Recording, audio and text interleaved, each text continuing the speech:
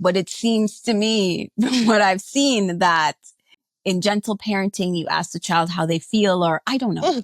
Let me not misspeak. Let me not misspeak about gentle parenting. Okay. But What?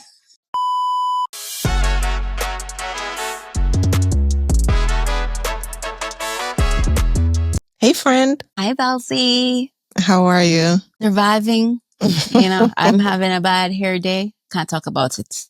That's okay. I think the same thing happened to me last week, so I totally understand.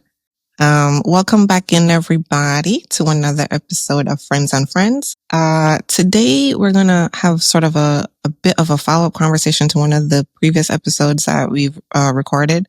The title of that episode was like critical questions or conversations everyone should have when they realize that their relationship is getting serious. And we got a comment on that episode, which I'll read out, saying that this is a great topic and one that is very relatable and the person would like to know our thoughts on critical conversations to have after a relationship is already serious and progressing to something more. And then there's like an example saying in blended families. And so we thought we'd give it a shot. I'm looking at it as a single woman's perspective. What would I want my mindset to be? What are some of the things that I would want to talk about or would hope that I would know to talk about in that situation? Fair enough. You want me to start or you want to go? Go ahead, girl. I knew you were going to say that.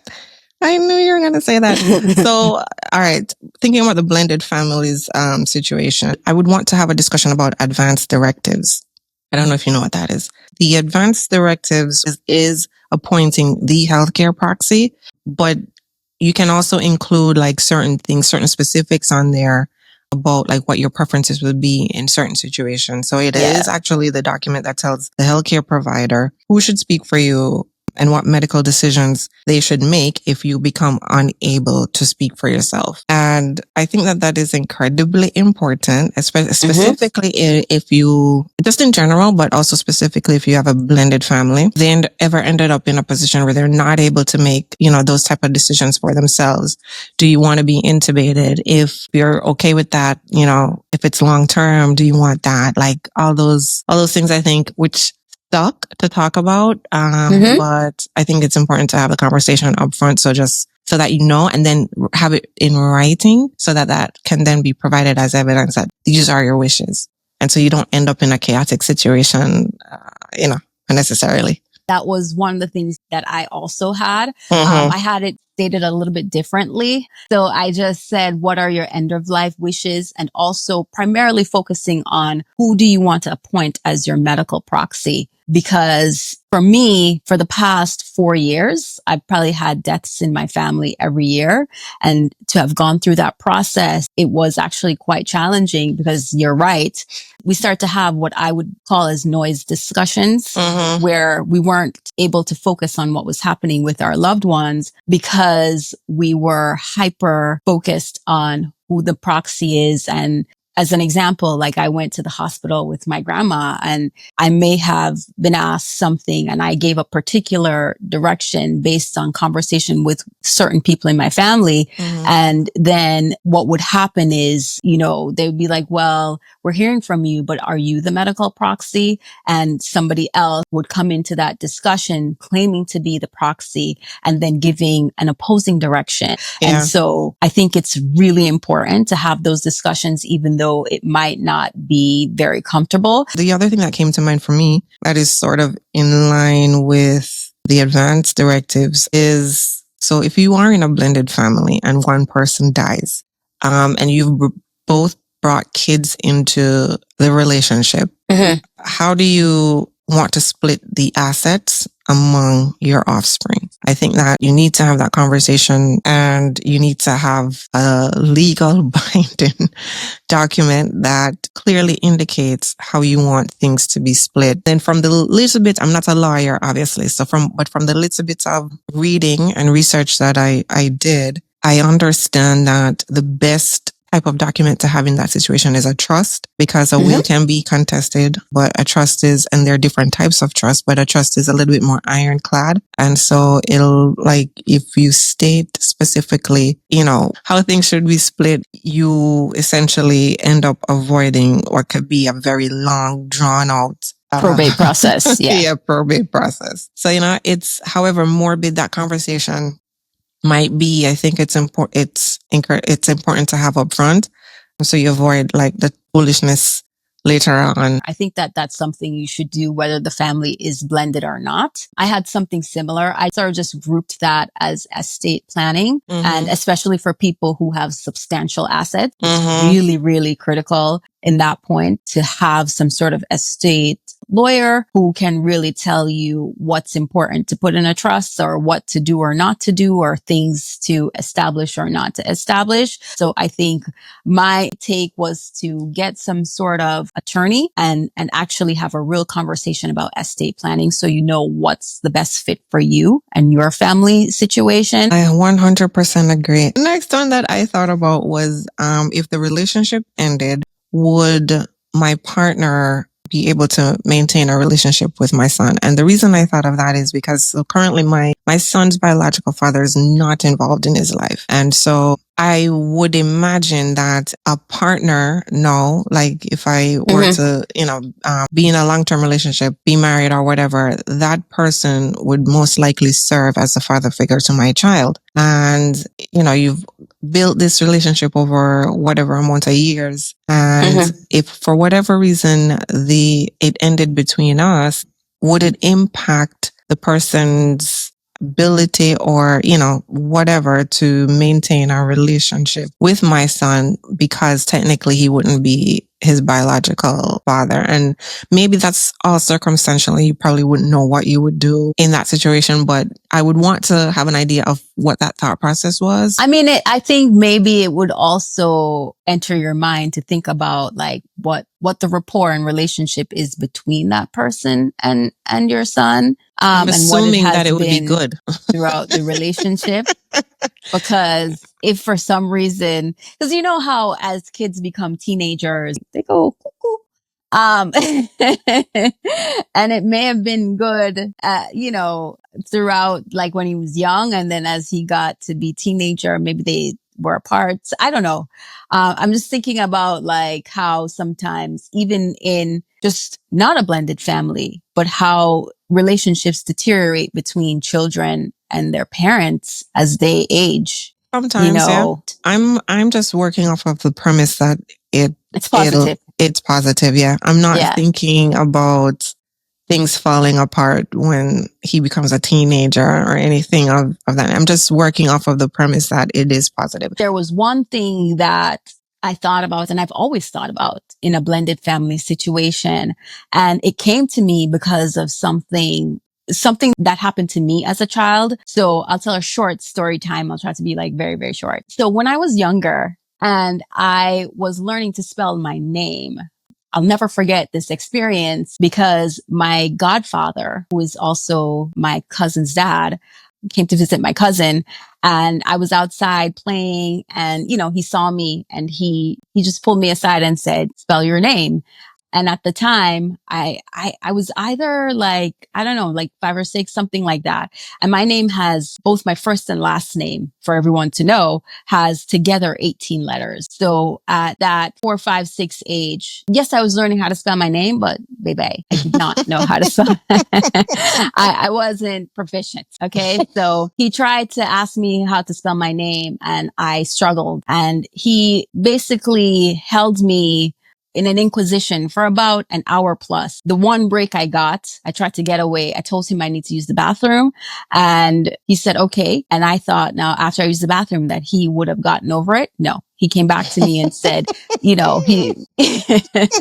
I was being drilled about learning how to spell my name. And my aunt then made a comment to my mom about it and said, at the time I was going to prep school, and she was like, "You're sending your child to an expensive school. She can't spell her name." And I don't know what happened in terms of the conversation between my aunt and my mom, because obviously I was a child. But I can tell you that incident happened on a Friday over the weekend when I was home with my mom, she proceeded to grill me throughout that weekend for me to learn how to spell my name. And every time I got a letter inaccurate or wrong, I definitely got some whoopings until I was able to spell my name properly by the end of the weekend. Oh, and for me as a child, I was just like, when is this over? So that made me think about that entire experience made me think about if you have a blended family and the person who is the non-biological parent, how would you want that person to discipline your child? Would you ever want them to discipline your child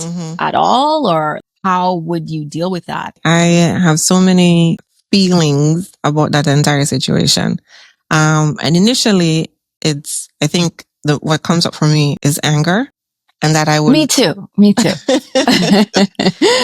I would not send you back. If I was your mother, I would not have sent you back to my aunt's house. To your aunt's house.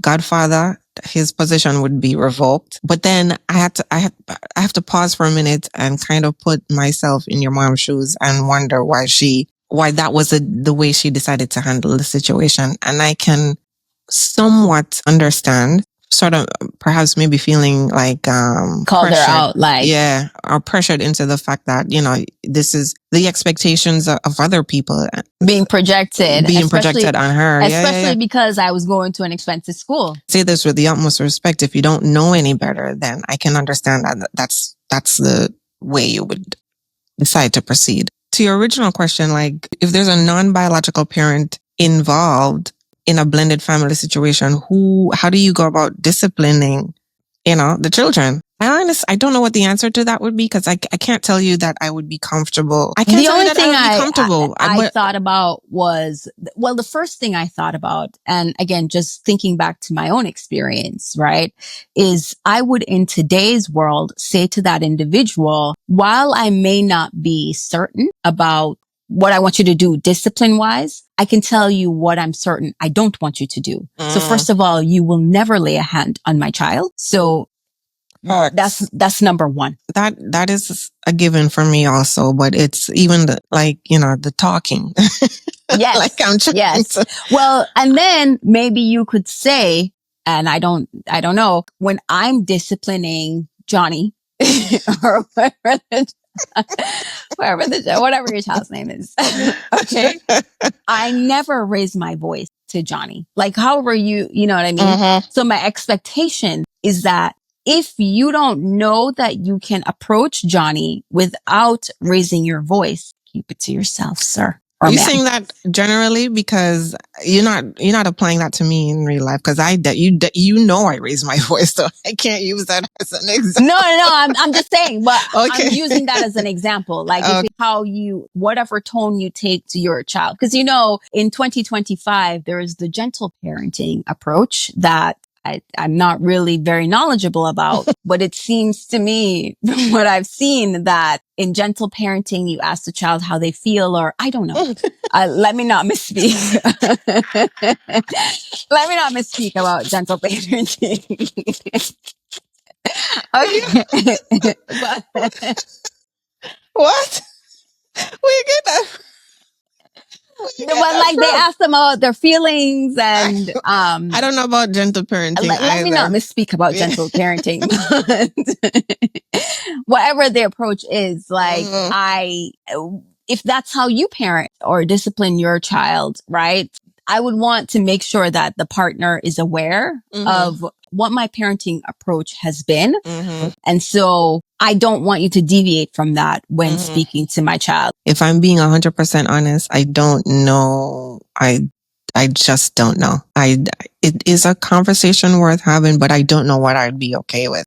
And I do know what I'd not be okay with. And you could start there, but I think it's equally important to kind of give them directions on what's okay as well as as well as what's not okay. Yes, 100%. Last one I have on my list that I could think about was, you know, what the expectations or what would my spouse's ideal life look like after retirement? Because there will come a point where the kids are going to fly the nest. And, you know, we're like winding down. We have more years behind us than we probably do ahead.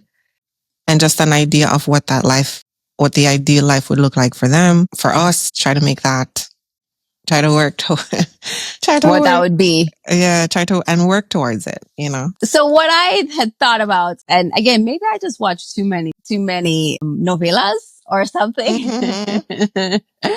But I thought about being brave enough to have a conversation about any children that are not presently in your life. And I thought about that because there have been situations where an individual has a child that nobody knows about. And so now